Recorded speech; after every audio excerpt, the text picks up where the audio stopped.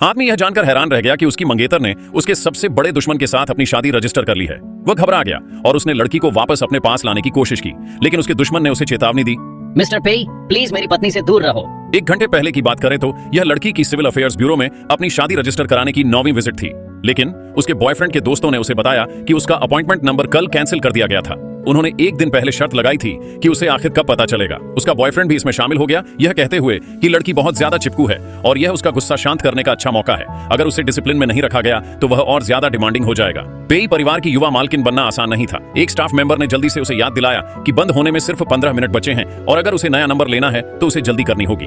लड़की का दिल पूरी तरह से बैठ गया। उसने तुरंत अपने बॉयफ्रेंड के सबसे बड़े दुश्मन को फोन किया और 10 मिनट में अपनी घर की रजिस्ट्रेशन बुक लेकर पहुंच गई। सिविल अफेयर्स ब्यूरो में लड़की ने कहा, मैं तुम्हारे साथ मैरिज सर्टिफिकेट ले आऊंगी। ये कहने के बाद उसने दूसरा लाइन नंबर लिया। उस आदमी ने अपना गुस्सा दबाते हुए उसे बेवजह बात न करने की सलाह दी और कहा कि वे किसी और दिन आ सकते हैं। लड़की अपनी दबी हुई शिकायतों को और रोक नहीं पाई और वहीं उससे भिड़ गई और उस पर दोस्तों के साथ मिलकर उसे बार बार चिढ़ाने का इल्जाम लगाया। क्या तुम हद पार नहीं कर रहे हो?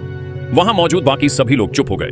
हालांकि बॉयफ्रेंड ने आराम से कहा कि यह सिर्फ एक मजाक था, इतनी छोटी बात मत करो, तुमने सबका मजा खराब कर दिया है। एक महिला दोस्त ने बीच में कहा, इससे कोई गंभीर नतीजा नहीं हुआ, हम बस तुम्हें अच्छी तरह डांट रहे थे।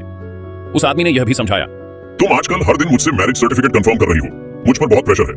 मैं बस तुम्हें पहले से समझाना चाहता था कि शादी के बाद भी तुम्हें अपना सारा ध्यान मुझ पर नहीं देना चाहिए। शादी के बाद हम दोनों को पर्सनल स्पेस चाहिए, चिंता मत करो, ऐसा नहीं होगा। तभी उसके कट्टर दुश्मन का फोन आया। उसने लड़की से कहा कि वह काम का दिन खत्म होने से पहले जरूर आ जाएगा। उसके दोस्त ने भी पूछा कि उसने 3 साल तक उसे इतना अपना बनाने के लिए क्या तरीके अपनाए थे। वह कब तक नाराज रह सकती थी? ज्यादा से ज्यादा 3 घंटे। वह फिर भी उस रात आकर पूछती कि उसने खाना खाया या नहीं। लड़की के दिमाग में पुरानी बातें घूम गईं। उसे वह समय याद आया जब वह बारिश में उसे लेने आया था, लेकिन उसकी जानकारी के बिना जगह बदल दी गई थी। वह सुबह तक बारिश में इंतजार करती रही। पता चला कि उसकी सारी सहनशीलता और तालमेल की कभी कद्र नहीं की गई थी।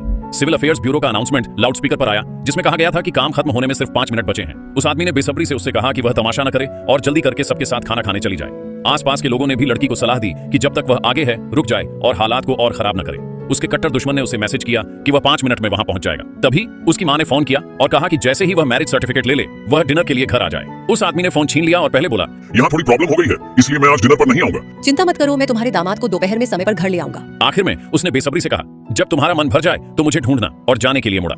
थोड़ी देर बाद उसका दुश्मन सिविल अफेयर्स ब्यूरो की तरफ दौड़ा। अंकल गुमेंग, क्या आपको सच में यकीन है किसी ने आपको मजबूर नहीं किया? लड़की ने पक्के इरादे से कहा, बस मैं सीरियस हूँ। दोनों ने जल्दी से मैरिज सर्टिफिकेट का प्रोसेस पूरा किया। उसने तुरंत एक फोटो ली और अपने वीचैट मोमेंट्स पर पोस्ट कर दी। खबर तेजी से फैल गई। जब उसके बॉयफ्रेंड के दोस्तों ने यह देखा तो वे सब हैरान रह गए। किसी को उम्मीद नहीं थी कि जो मजाक असल में लड़की का गुस्सा टेस्ट करने के लिए था, वह असल में उसे